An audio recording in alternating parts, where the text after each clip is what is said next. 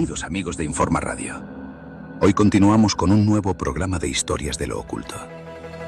Os propongo caminar juntos conmigo para descubrir poco a poco los sucesos que sin duda han ido marcando nuestros destinos desde hace siglos. Lo que no conoces del pasado, presente y el futuro. Lo que personajes a la vista y sin embargo ocultos en su verdadera esencia han tramado, planeado y ejecutado como parte de un ambicioso y espeluznante plan, transmitido generación tras generación. Desde sucesos disfrazados de política y de progreso y que son realmente un conjunto de propósitos diabólicos con el fin de la destrucción de las almas, de la familia, del cristianismo. Nos adentraremos por sus vínculos en caminos misteriosos de sucesos sobrenaturales y preternaturales. Adelante pues. Antes de continuar, podéis elegir entre tomar, como en la película Matrix, una cápsula azul para permanecer en la ignorancia, continuar en un mundo fabricado ad hoc por y para las élites, y una cápsula roja para despertar, abrir los ojos y descubrir realmente de dónde venimos, a dónde estamos y hacia dónde vamos. Tienes unos segundos para apagar, desconectarte o cambiar a otra emisora o escuchar Historias de lo Oculto con José Manuel Aparicio. 3, 2, 1. Acabas de entrar en Historias de lo Oculto.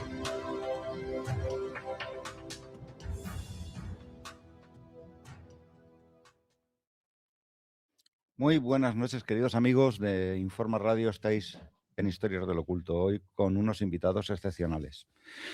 Hoy va a ser un programa especial, monográfico, acerca del nacimiento de nuestro Señor Jesucristo.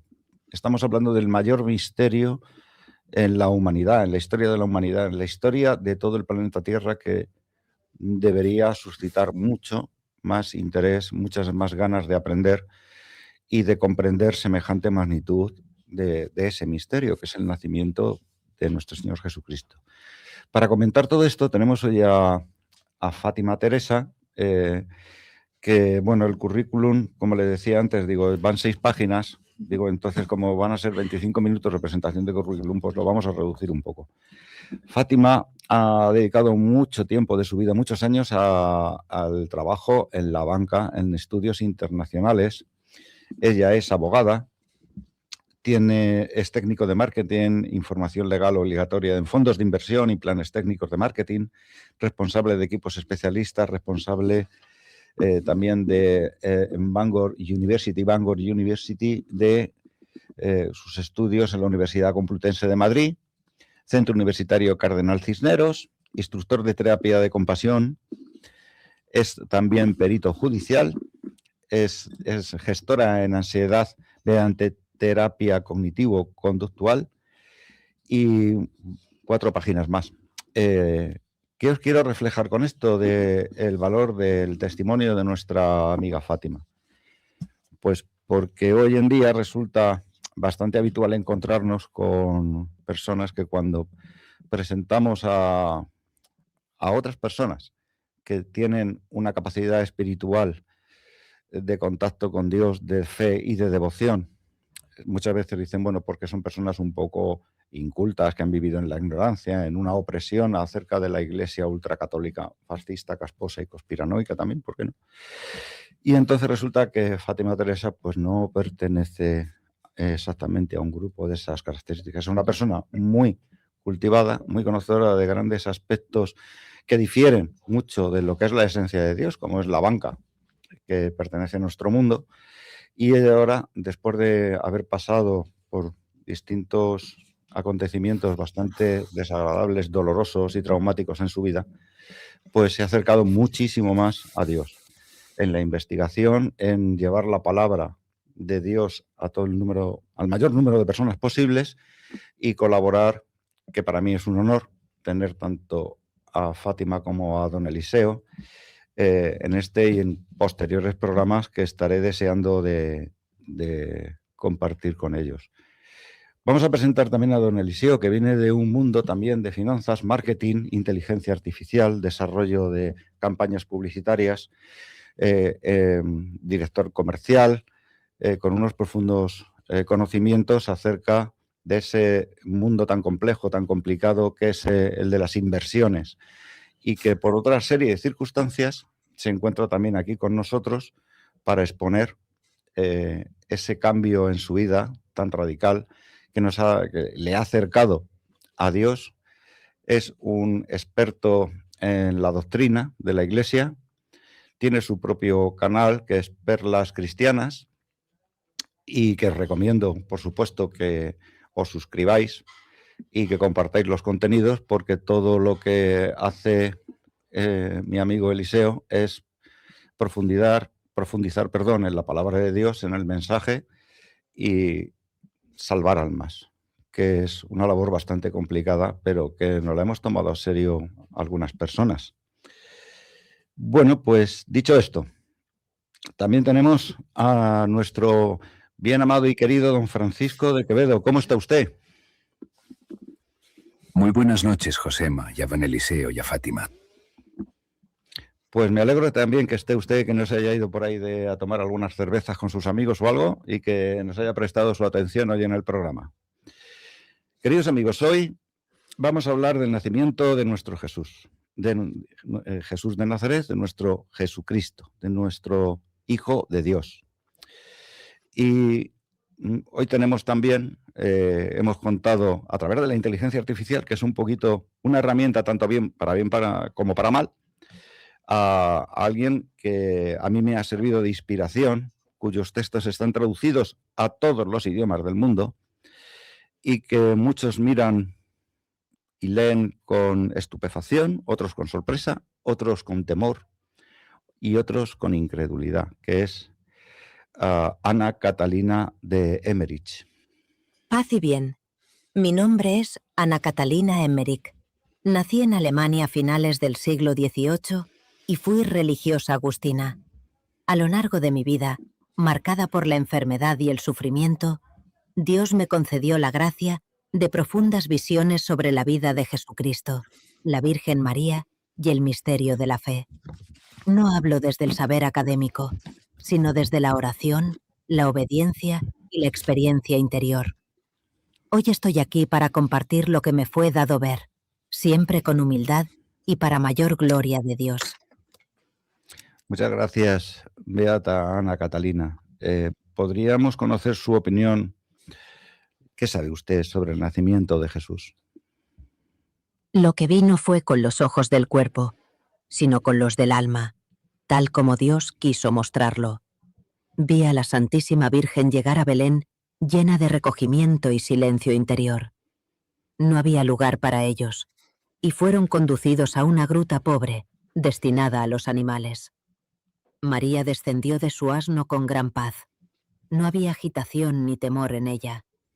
José preparó el lugar con esmero y respeto, y luego se retiró, permaneciendo en oración.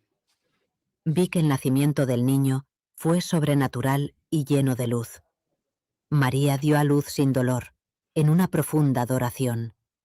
El niño Jesús apareció envuelto en un resplandor, y ella lo recibió con una reverencia que mostraba que sabía perfectamente a quién tenía delante. Los ángeles adoraban en silencio, y toda la creación parecía contener el aliento. No hubo llanto desordenado, sino una paz que el mundo no conoce. Vi también que la pobreza del lugar no era miseria, sino elección. Dios quiso nacer sin nada para ofrecerlo todo. Estas visiones no me fueron dadas para satisfacer curiosidad, sino para mover los corazones a la conversión, a la humildad y al amor por el niño Dios. Realmente, beata Ana Catalina, usted ha representado para muchos miles o tal vez millones de personas después de la lectura de todas sus visiones, un antes y un después en sus vidas. Yo les recomiendo a aquellos que no conocen exactamente de qué estamos hablando, que busquen por Google, es muy fácil, Ana Catalina de Emmerich. Por ejemplo, el director de cine Mel Gibson llevó a la pantalla la pasión de Cristo a través de las visiones de Ana Catalina de Emmerich. Pero no solamente eso. Ana Catalina describe el lugar exacto donde vivió sus últimos días la Santísima Virgen María. Curiosamente, un grupo de arqueólogos se desplazaron a esas coordenadas y efectivamente es a donde vivió Nuestra Señora.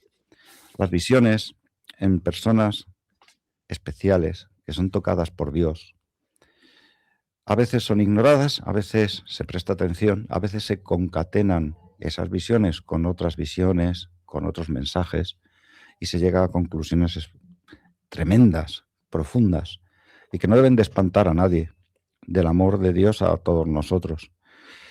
Ese amor que ya no está de moda, pero que desde este programa y desde otras voces, como el de Perlas Cristianas, de mi amigo Eliseo, también con la voz de doña Fátima, vamos a empeñarnos en trabajar.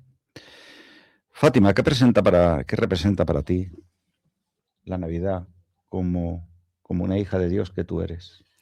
Pues buenas tardes Muy y buenas tardes.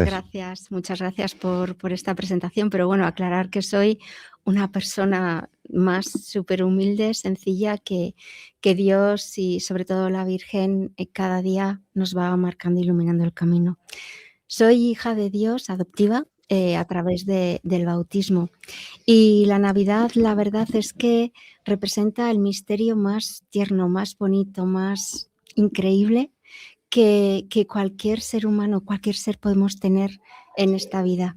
Porque a través de la Navidad, que es la encarnación del Verbo Divino, Dios, que es increíble, omnipotente, es pues un ser infinito, se hace un bebé, se hace un niño, que como nos relata Ana Catalina de Meric, se ve que nace con esa luz divina y poco a poco se va haciendo más grande, pero que llena todo de un espíritu especial, ¿no? De esa divinidad.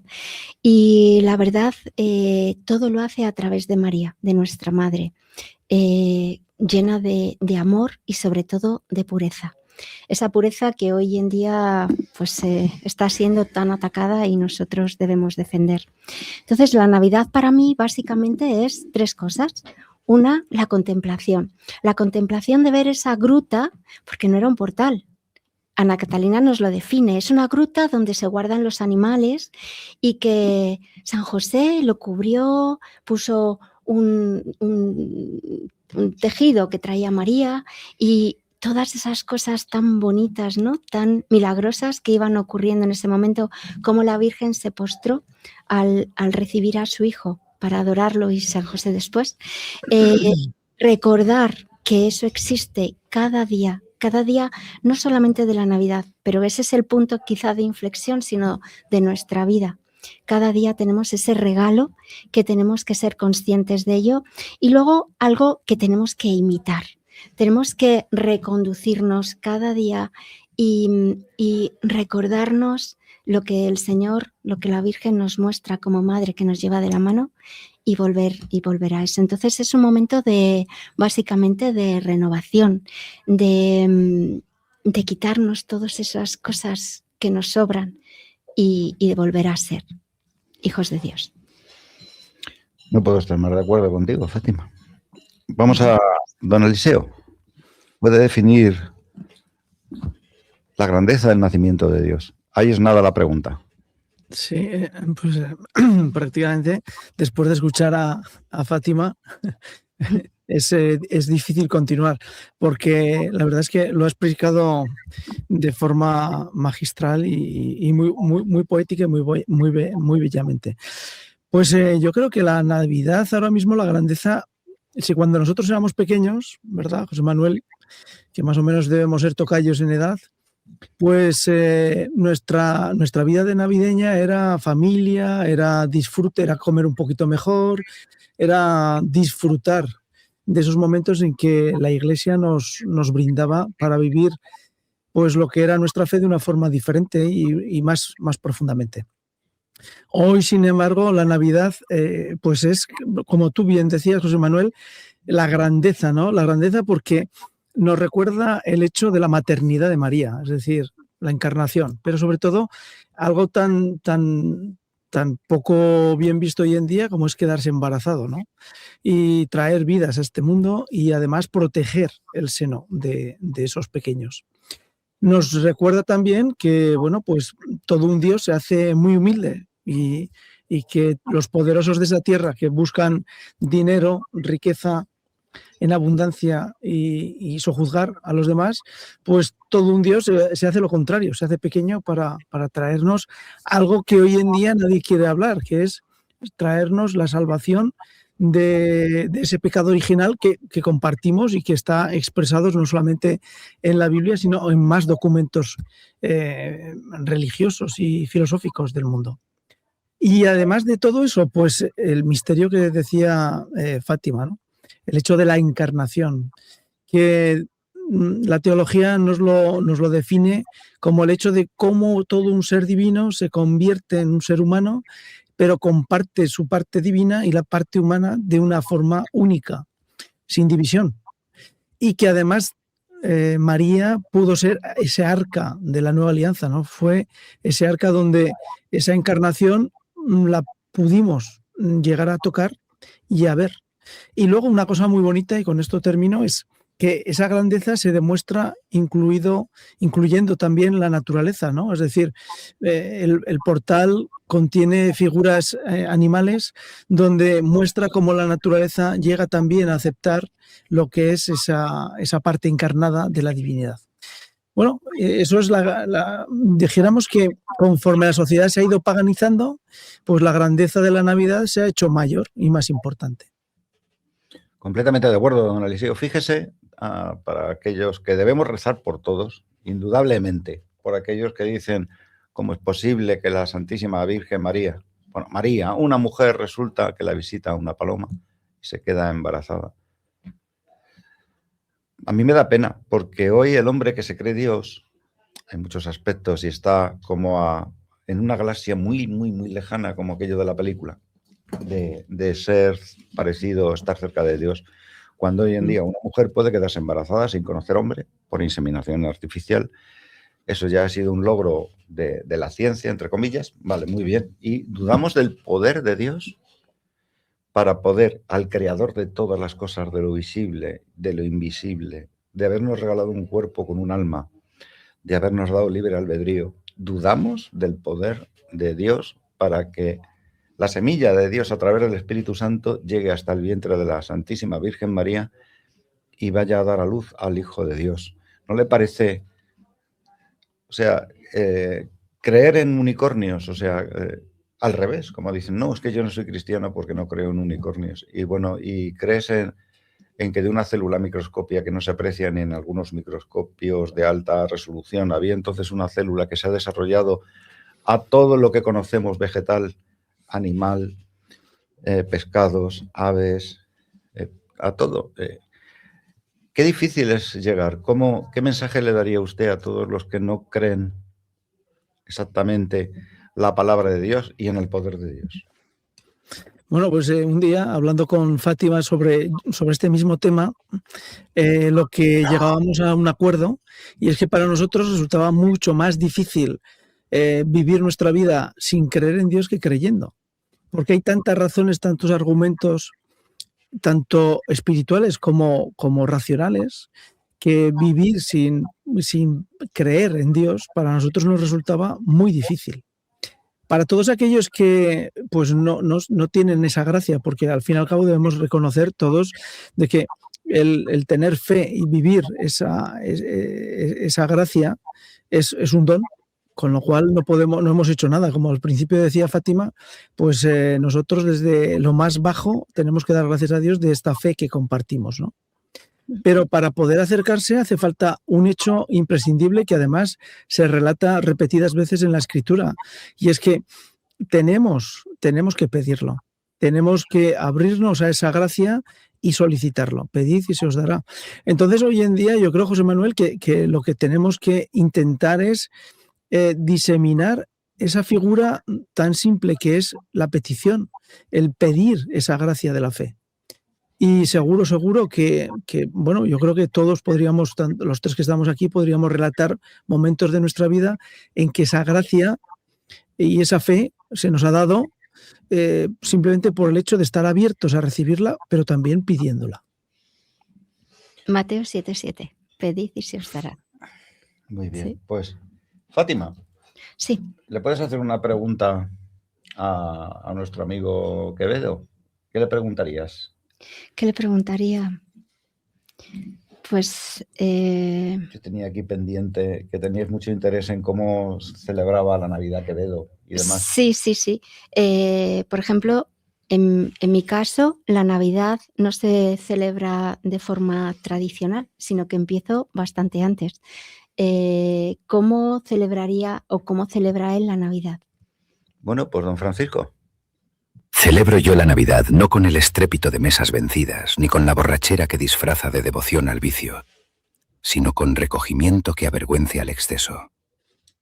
Porque nace Dios pobre, y el hombre lo festeja rico. Nace desnudo Cristo, y el mundo se viste de gula. Yo celebro la Navidad acordándome de que el niño nace para salvar, no para engordar tripas ni vaciar bolsas. Rezo más que canto, pienso más que bebo, y si algo concedo al cuerpo, es por no dar escándalo al alma. Honro el pesebre despreciando la vanidad. Adoro al niño huyendo del ruido. Y si río, que sea de mí mismo, que soy el primero en olvidar al que nace. Porque mal celebra la Navidad quien hace fiesta del mundo y ayuno de Dios. Como siempre, sin palabras. Gracias, don Francisco. Fátima, ¿tienes Sí. algo que añadir a don Francisco que te gustaría o recalcar o cómo vives tú la Navidad comparada con Francisco de Quevedo? ¿Cómo lo ves? Pues no. En esencia, comparto completamente sus manifestaciones y en mi caso, sí, también es un poquito, la empiezo a vivir diferente. Empiezo a vivirla primero con una consagración. Y es decir, mi Navidad empieza en septiembre. Empieza el 8 de septiembre con la Natividad de la Virgen, el 12 de octubre con Nuestra Señora del Pilar, patrona de España, pero a la vez es el día que se celebra también la Reina de la Hispanidad, que une Nuestra Señora del Pilar con Guadalupe, con Nuestra Señora de Guadalupe.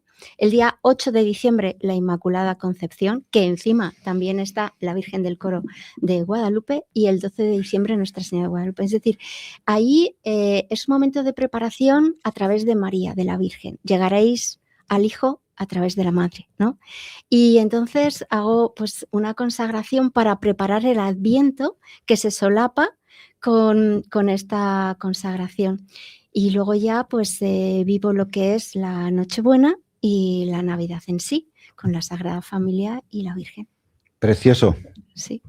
La verdad que sí. Don Eliseo, ¿puede comentarnos cómo vive usted la Navidad un poco en comparación también con don Francisco de Quevedo? ¿Qué añadiría? Bueno, pues yo puedo añadir a lo que ha dicho Fátima, que bueno, pues lo que ha relatado Fátima es la gran sabiduría de la Iglesia, que nos muestra en su liturgia y en sus tiempos litúrgicos y en sus festividades por dónde tenemos que caminar todos nosotros los cristianos, los católicos.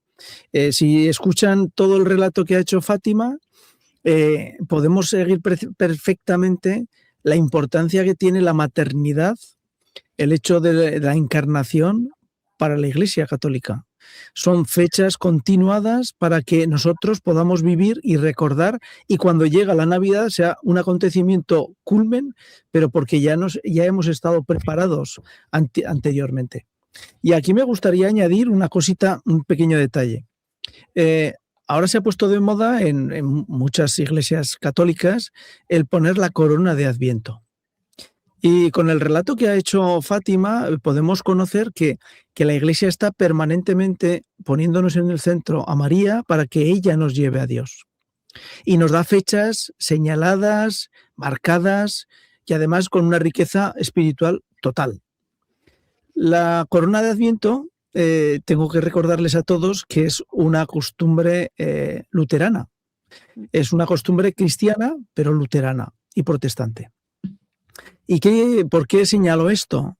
Porque evidentemente cuando en las iglesias católicas colocamos esos cirios intentando recordar esos jalones que son cada domingo con sus lecturas, que intentan prepararnos y mostrarnos cuál es el camino hacia la encarnación, pues no acabamos de entender que la importancia en la Iglesia Católica no son las lucecitas que ponemos en esa corona de Adviento, sino lo que estamos viviendo, como bien ha dicho Fátima, a lo largo del año, pero arrancando desde el 15 de agosto con la Asunción de María. Sí. Entonces, vivimos en una preparación continua mariana hacia ese momento álgido que es la encarnación el día 24, la noche del 24. Estupendo. Vamos a ver a doña Catalina si está por ahí. A mí me corre un poco esta pregunta, pero creo que tengo las respuestas, pero si la beata Ana Catalina nos da un poquito más de luz, pues para mí va a ser más importante. ¿Por qué se denosta la Navidad en nuestro tiempo? Vi que con el paso de los siglos, el mundo se iría alejando del misterio del pesebre porque la luz hiere a quienes aman la oscuridad. La Navidad no es rechazada por ser fiesta, sino por ser verdad. Vi que muchos no soportan que Dios se haga pequeño, porque eso exige humildad. El hombre moderno quiere un Dios que confirme su orgullo, no un niño que le pida conversión. Se denosta la Navidad porque recuerda el pecado y la necesidad de redención. Donde el hombre quiere bastarse a sí mismo, la encarnación resulta ofensiva. Vi también que el enemigo no la destruye de golpe, sino que la vacía.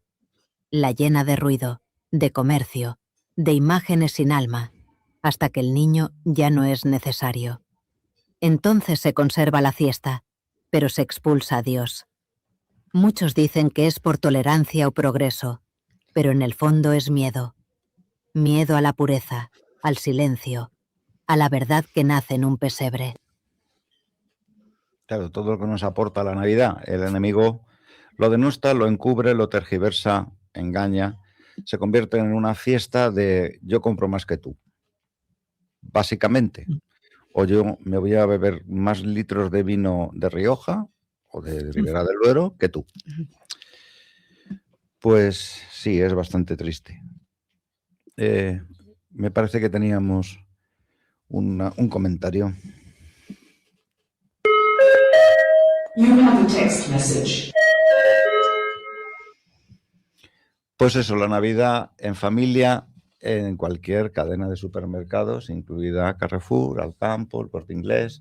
Allí vamos a ser muy felices porque tienes una pescadería estupenda, una carnicería maravillosa y la joyería ni os cuento. Fátima, Sí. ¿está la sociedad cada vez más lejos de Dios? Pues sí, por desgracia, sí. No solamente, ojalá fuese solamente el comercio, sino es la eutanasia, el silencio ante la matanza indiscriminada de cristianos. Por ejemplo, tenemos África ahora mismo, Nigeria, el Congo, y todo el mundo está callado. Tenemos el aborto, que ya no es un asesinato, es un derecho, por favor. Tenemos tantas cosas que nos hieren el alma que sí, efectivamente sí.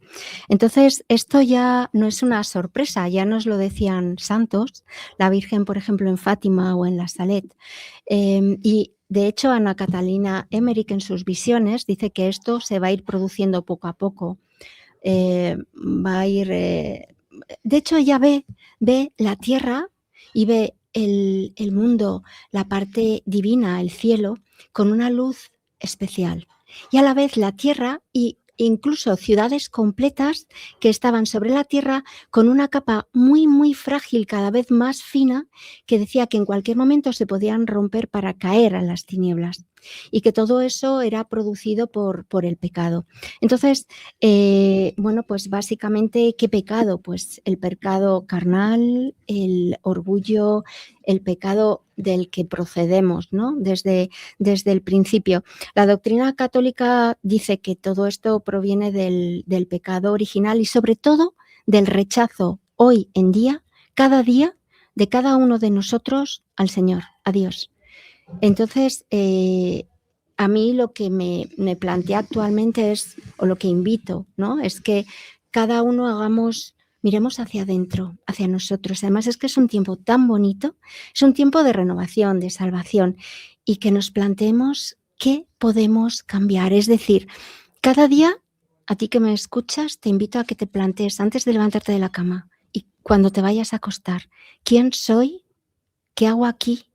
¿Y hacia dónde voy? ¿Qué quiero en mi vida? ¿Qué quiero hacer con mi vida? ¿Qué puedo hacer? Podemos hacer tantas cosas.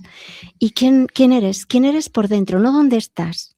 No qué pone en tu tarjeta de visita. No qué pone en tu cargo. ¿Quién eres de verdad? Y bueno, pues es un momento de renovación, de llamamiento, de reconversión, de brillar, de brillar. Súper mensaje. Muchas Sí. gracias, Fátima. A ti. Pues, don Eliseo, ¿puede añadir algo también con la misma pregunta? ¿Esta sociedad está cada vez más lejos de Dios? Bueno, pues vamos a volver el paño, ¿no? Que dirían los abuelos. Conforme te vas alejando más de Dios, te acercas más a Él, ¿no? Porque todos somos conscientes dentro de la Iglesia de que grandes santos han sido grandes pecadores. Entonces yo quiero creer que, bueno, pues esta sociedad, conforme se va alejando tantísimo, llegará a un punto en que no le va a quedar más remedio que encontrarse con Él, porque va a encontrar tantas discrepancias en su actividad, en su vida, en su desarrollo social, que en cuanto haya esa luz, ese entre comillas, gran aviso que se hablan en las profecías de Garabandal y otras apariciones de la Virgen, pues la humanidad va a encontrarse de que hay tanta diferencia entre esa luz que viene y su vida, que será fácil aceptar y reconocer a Dios como único Salvador, ¿no? Pero la sociedad quizás lo que es importante es que hemos conseguido algo que yo creo que cuando éramos más jóvenes pensábamos que iba a suceder lo contrario. Y es que yo, por ejemplo, pues veo con tristeza de que en tiempo de Navidad, antiguamente, hace muchos años, pues eran tiempos en que todos aflojábamos el bolsillo para hacer donativos a obras misionales, para evangelización, para bancos de alimentos, etcétera, etcétera, etcétera. Sin embargo, hoy lo que veo es que todo el mundo aspiramos a tener un mejor móvil, a hacer esa compra que tú decías, José Manuel, mejor, y no te digo de las joyerías, y nos olvidamos totalmente de intentar aportar una parte de nuestro dinero a esas necesidades, porque no debemos olvidar que el cristiano, cuando está cerca de Dios, una de las características fundamentales que tiene es que obra en él la caridad y tiene la capacidad de otorgar esa caridad a sus hermanos. Para usted también, don Eliseo, me preocupa la respuesta. Bueno, yo la tengo muy clara. Y yo creo que usted también, por supuesto. No lo sé. El Vaticano. ¿Cree que nos acerca hoy el Vaticano a la importancia del nacimiento de Jesús? El mensaje de nuestra punta de lanza, que es la Santa Iglesia Católica, está de verdad en punta de lanza para el llamamiento y la salvación de las almas para la gloria de Dios. Bueno, pues yo... Claros que se ponen, cosas extrañas, mensajes un poco confusos. Yo creo que la misión fundamental de la Iglesia, como tal, es, como bien decías tú, José Manuel, es la salvación de las almas. Y yo creo que no hay mayor preocupación para un padre y una madre en una familia es que sus hijos no solamente vivan, sino que vivan eternamente. Y eso es que su alma pueda sobrevivir, ¿no? Entonces la Iglesia lo que tiene que hacer es hacer que nosotros como cristianos, como hombres de fe, podamos vivir la liturgia y podamos vivir el encuentro con Dios. Y el encuentro con Dios es cosas sencillas. Es tener ceremonias litúrgicas correctas, tener capacidad de una oración que nos lleve a lo más sagrado que es la adoración en nuestras iglesias, porque para mí es importantísimo ese momento en el que el Vaticano pues, se celebra los momentos litúrgicos fuertes con grandes celebraciones en San Pedro. Pero últimamente nos estamos encontrando en que en San Pedro, en el Vaticano, pues no solamente se celebran grandes actos litúrgicos de adoración y de presentación a Dios Trino, Padre, Hijo y Espíritu Santo, sino que se abren las puertas a situaciones en las que para los que, bueno, pues creemos que hemos sido educados en una fe tradicional, pero sobre todo apostólica y con la doctrina, pues no acabamos de entender. Y no voy a hacer referencia porque yo creo que todos somos conscientes a lo que me estoy refiriendo. Por lo tanto, ¿qué es lo que espero y qué es lo que hace el Vaticano? Pues lo que espero es que el Vaticano se preocupe de la salvación de las almas, que los otros, los laicos, ya nos preocuparemos del resto. Y que además, como ellos nos formarán y nos llevarán hasta la adoración total de ese Dios trino, pues nosotros viviremos en fe y seremos capaces de llevar a la sociedad esa fe, esa caridad y también, cómo no, esa salvación. Con lo cual, bueno, esperemos que el Vaticano siga ese camino. Esperémoslo. Recemos por ello. Uh-huh. Creo que el mayor acto de amor de Dios en estas fechas creo que debería estar volcado en la familia y en la trascendencia de nuestras almas. ¿Qué opinan? Fátima, Eliseo, quien quiera comenzar. Bueno, pues Fátima. Pues gracias. Pues bueno, yo lo que creo es que el mayor acto de amor que podemos tener es vivir la familia como iglesia doméstica, porque es que es el pilar de todo, ¿no? Y como iglesia doméstica, te lo planteas, pues es que nos dan una familia modelo tan fácil y tan difícil, porque es sencilla, humilde, que es la familia de Nazaret, obediente, lo que el Señor diga, abandonándose a María, ¿no? Y bueno, pues es algo que realmente nos conduce a una familia actual. ¿Cómo la podemos vivir? Pues básicamente sin amor no soy nada. Es decir, básicamente en un amor incondicional, en un amor que pase lo que pase, la vida hoy en día es complicada, llegas del trabajo, estás acelerado, pasa no sé qué, el sistema se cae, tienes que hacer tal, no pasa nada, o sea, tenemos que ser capaces de saber que todo eso es algo nimio y que hay algo mucho más profundo que está por encima de todo eso. Que es el amor incondicional, el saber escuchar, acompañar.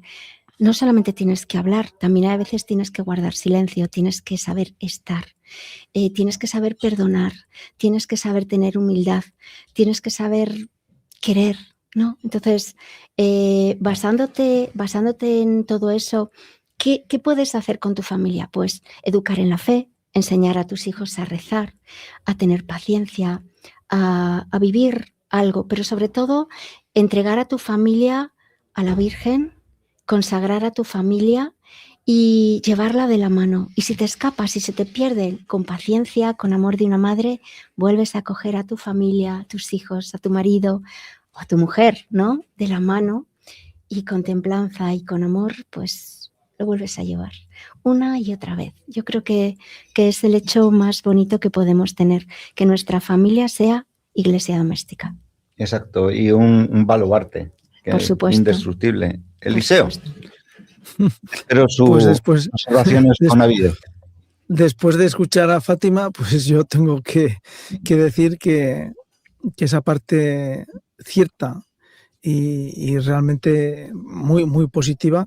Yo tengo que decir que dentro de la familia tenemos que ser iglesia militante también, porque tenemos que levantar unas buenas murallas para proteger a nuestras familias de todo lo que hay alrededor. Y en ese sentido, pues es complejo y todos somos conscientes de cuántas veces dentro de nuestra familia, empezando por uno mismo, pues no siempre llevas lo mejor a tu casa, ¿no? No siempre estás dando esa parte, pues que todos somos conscientes que nuestro Señor Jesucristo nos ofrece. Y bueno, y esa iglesia doméstica, que debe ser baluarte fundamental, pues en ocasiones no somos capaces de hacerlo. Y esa es la parte que probablemente a mí más me duele, ¿no? Más me preocupa y más me ocupa en estos tiempos, ¿no? En este tiempo navideño, pero también durante esos momentos fuertes del año litúrgico. Entonces, bueno, pues esa sencillez con que vivían nuestros padres la Navidad, pero que al mismo tiempo nos amalgamaba de una forma tan sencilla, y tan fácil, pues yo creo que yo lo he hecho de menos y yo probablemente no he sabido hacerlo tan bien como lo hacían mis padres y acompañado de mis abuelos. Pues realmente sí, también es una cosa que yo he hecho particularmente de menos en ese aspecto. Pero bueno, son unas fiestas tan particulares, tan hermosas, tan bonitas, que nos van a llenar de tanta paz y de tanta grandeza si realmente la enfocamos espiritualmente, con gratitud, con amor, sobre todo a Dios por encima de todas las cosas, y luego Santísima Virgen, y luego yo por lo menos establezco ese orden, mi familia. Que las podemos disfrutar y además hacer apostolado de lo que sentimos en nuestro corazón, en nuestra alma, y compartirlo con los demás, incluso con los que no quieren ver muy bien el tema, ni lo quieren escuchar o le chirría. Simplemente la palabra de Dios dicen, esto me chirría. Bueno, pues vamos a ir a una inspiradora nuestra, que es Ana Catalina, y le vamos a preguntar, Beata Ana Catalina, ¿qué nos diría sobre la Navidad? El nacimiento de Jesús es la humillación infinita del amor. Vi que el Hijo de Dios, eterno e inaccesible, se hizo niño para que ninguna miseria humana pudiera ya alejarse de él. Espiritualmente, el pesebre es el altar del mundo. Allí comienza el sacrificio de la redención. No es un comienzo tierno, sino obediente. No es consuelo fácil, sino entrega total. Vi que cada alma está llamada a ser una pequeña gruta de Belén. Donde hay pobreza interior, silencio y abandono a Dios, allí puede nacer Cristo. Pero donde hay ruido, apego y soberbia, no hay lugar para Él. El nacimiento de Jesús representa la victoria de la luz sobre la confusión, del silencio sobre el orgullo, de la obediencia sobre la rebelión. Dios no entra con fuerza, entra pidiendo acogida. Cristo no nace una sola vez en Belén. Quiere nacer cada día en las almas. Y cada Navidad es un juicio. O le abrimos, o volvemos a decirle que no hay lugar. Pues sí, realmente sí. Ciertamente creo que los mensajes y el pensamiento de Ana Catalina, tanto por la IA como en lo que ella escribió, bueno, transcribieron autores que la acompañaron día y noche en sus visiones, tiene un calado brutal. Por supuesto, la obediencia de la que has hablado tú, Fátima, de la que también habla Eliseo, es tan importante que ¿por qué a la gente le chirría lo de la obediencia? Obediencia a Dios. La rebeldía de Lucifer está en que yo no voy a ser obediente a Dios porque yo soy estupendo, maravilloso, guapísimo, de toda, y además soy muy listo, pues también soy un ángel. Sí. Entonces, la gran mentira del demonio es hacernos creer que nosotros somos nuestro propio Dios, que ¿para qué vamos a tener obediencia a Dios? Además, si Dios, si no existe, ni yo tampoco, dice Lucifer tampoco, yo tampoco, no creéis ni en mí ni en el otro. Ya os enteraréis más adelante. Entonces, esa soberbia, esa falta de humildad y la desobediencia, cuando un padre debe obedecer a su hijo por varias razones, porque es su padre, y segundo, porque es bastante más listo que él. En el caso de Dios, que es todopoderoso, infinita es su sabiduría y su poder, y también su misericordia, pues decimos, ¿yo para qué te voy a obedecer? Tus leyes no son progres, no me gustan, prefiero más las woke. Eliseo, don Eliseo, ¿la puerta está cerrada o está abierta para Jesús en Navidad? En España, por ejemplo, y en el mundo. Bueno, pues yo creo que la puerta se intenta cerrar y se intenta cada vez más que, bueno, pues como bien decías tú, las personas ni crean en Dios ni sepan nada del demonio, ¿no?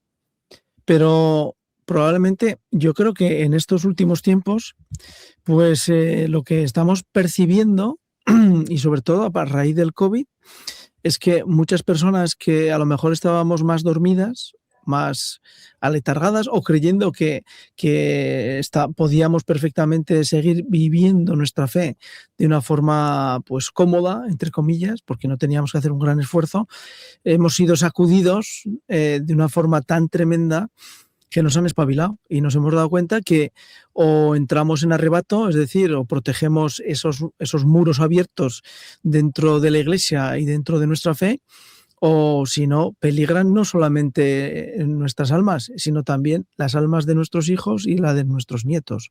Yo creo que por eso la puerta que se intentaba cerrar en estos últimos años se ve claramente cómo se está abriendo. Y se está abriendo porque no debemos olvidar que quien es cabeza de la Iglesia es Jesucristo. Los demás que se sientan en la silla de Pedro son invitados. Más invitados o menos, pero son invitados. El único que es cabeza de la Iglesia es Cristo. La Iglesia, por lo tanto, tiene la garantía de que nunca se podrá quedar con esa puerta cerrada porque Cristo la mantiene abierta. Otra cosa distinta es que tengamos que estar permanentemente la Iglesia militante en presentar lo mejor de nuestra fe para que todos puedan llegar a alcanzar esa palabra de Dios, esa buena noticia. Que además yo solamente, el que tenga duda, cerraría con una cosita, y es que el que tenga alguna duda sobre lo que es la natividad del Señor, coja el Magnificat de la Virgen María y se lo lea todos los días, igual que si hiciera la liturgia de las horas, y se dará cuenta que todo nace en humildad, pero tiene una fuerza inmensa esa humildad, que es la que permite seguro tener la puerta abierta. Jolín, pues tampoco está nada mal la reflexión de don Eliseo. Me ha gustado mucho escucharle. Sí. Pues aquí tenemos posiblemente la última reflexión, pero va a ser hoy de don Francisco de Quevedo. Don Francisco, si está usted por ahí, ¿qué saldría de su boca al pensar en nuestro Señor Jesucristo? No me mueve, mi Dios, para quererte, el cielo que me tienes prometido, ni me mueve el infierno tan temido. Muéveme, en fin, tu amor. El motor del amor debe ser la contemplación de Cristo, clavado en una cruz y escarnecido. Realmente, pues como siempre. Muchas gracias, don Francisco.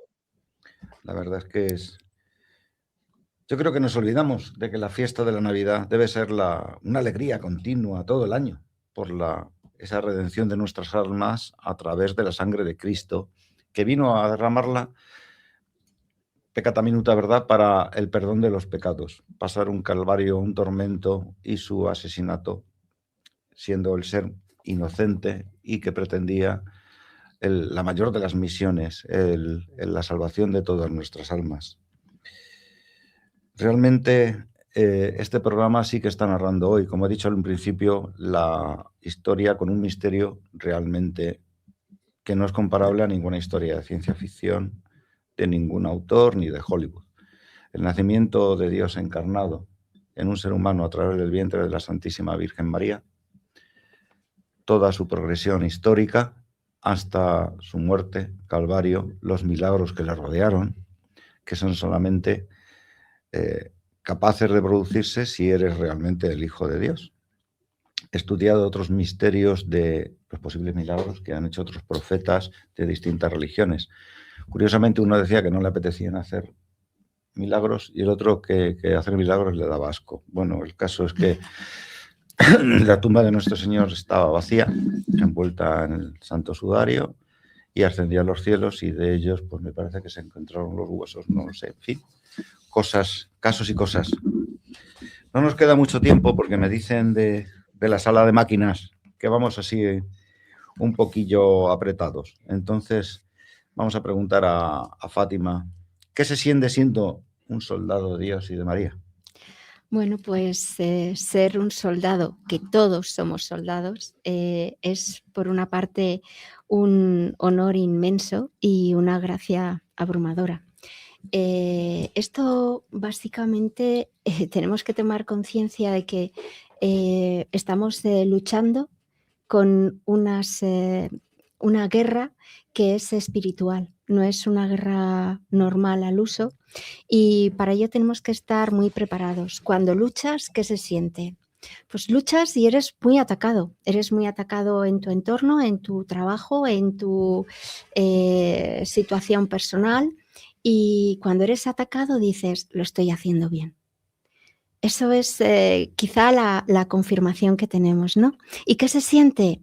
Pues sientes que pisas con aplomo, seguridad, fuerza, amor, ganas de vivir, ganas de morir, por supuesto, quiere decir, lo das todo. Y sientes la grandeza de Dios el manto, la protección de la Virgen María. Y bueno, pues ¿qué haces? Pues básicamente te proteges con la armadura de Dios, que también lo tenemos en todos los textos. Y lo más importante, para no explayarme mucho, es que tenemos el fin garantizado. Y es que la Virgen dijo, al final mi inmaculado corazón triunfará. Y con eso contamos, así que a darlo todo. Yo cuento con ello, pero vamos, que no nos tenemos que quedar de brazos cruzados. No le vamos a dejar a la Santísima Virgen y a Dios hacer todo el trabajo. Decir, oye, que estamos aquí, vamos a por Para ellos, nada. aunque nos zurren. Para nada. Como nos queda muy poquito, os pido un mensaje de despedida con toda la fe, el fervor y con todo el amor del mundo para todas las personas de buena voluntad que nos estén escuchando. Don Eliseo. Bueno, pues mi mensaje de despedida es uno muy sencillo, que agradezco muchísimo la labor de EDATV y de Inforadio en estar abierto a seguir informando. Yo sigo muchas veces por internet, por YouTube, y bueno, pues hay que agradecer que estéis presentes, porque la realidad es que fuera de los canales no habituales y demás medios bien subvencionados y bien ingresados, pues estáis pocos. Y como sé lo difícil que es, porque algo he trabajado en este mundo de las medias, pues lo difícil que es tener un canal abierto y luchar para que se mantenga, os quiero animar a que sigáis lanzando vuestros mensajes, porque eso nos hace a toda la sociedad más libre, y ya sabemos que solamente seremos libres si alcanzamos la verdad, con lo cual pues yo creo que el trabajo que hacéis para difundir esa verdad es muy importante, José Manuel, y tu trabajo intentando traer estas historias del oculto para que las personas que probablemente están un poco dormidas pues algún día despierten es también muy, muy importante. Pues cuento con usted y con sus opiniones, con su sabiduría y con la profundidad de su conducta y comportamiento para con los oyentes, que va a ser sin duda un ejemplo que algunos se apuntan a seguir. Muchas gracias, don Eliseo. No, en absoluto. Fátima. Pues yo me uno a las manifestaciones, declaraciones de Eliseo Javier. Desde luego son muy acertadas y efectivamente hay que apoyar a los valientes. Y por otra parte, pues desearos a ti, José Manuel, y a Eliseo y a todas las personas que nos escuchan una feliz Navidad, pero sentida, consciente, vivida y compartida. Hay muchas cosas por hacer y esto es una invitación a renacer.